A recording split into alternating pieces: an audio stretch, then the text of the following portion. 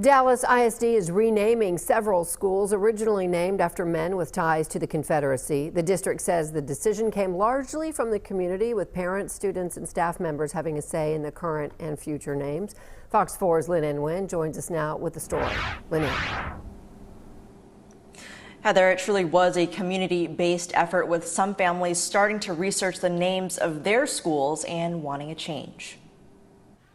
It could be great for the community. It's a change that's been a long time coming for many of these schools that have been in these communities for decades.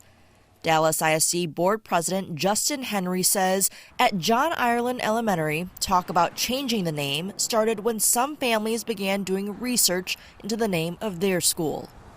And in the process, they learned some things about John Ireland that they just didn't feel acceptable.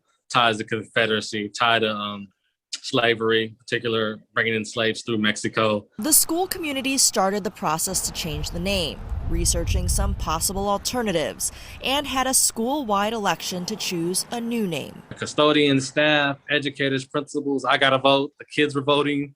Everyone got an opportunity to vote on what name they felt best reflected the community. John Reagan Elementary and Sidney Lanier Expressive Arts Vanguard are also on the list to get name changes. The names that they currently have are not representative of the ideals and values that we hold as a district, and I believe the community holds, which is why you saw such widespread support for the name changes. John Reagan was a Texas politician who served as the Postmaster General of the Confederacy until it collapsed.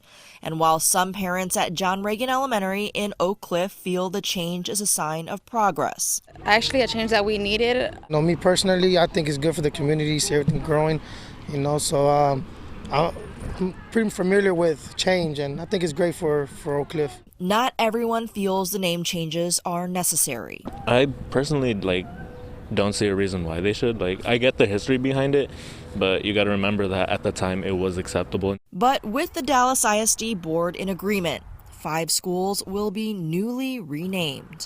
Given everything that's been going on, that's put it in the spotlight even more. This is long overdue, and it's time for it now. And you might remember this is not the first time the district has been through this name change process. About 3 years ago, Dallas ISD went through the process of renaming 2 other schools named after Stonewall Jackson and Robert E. Lee.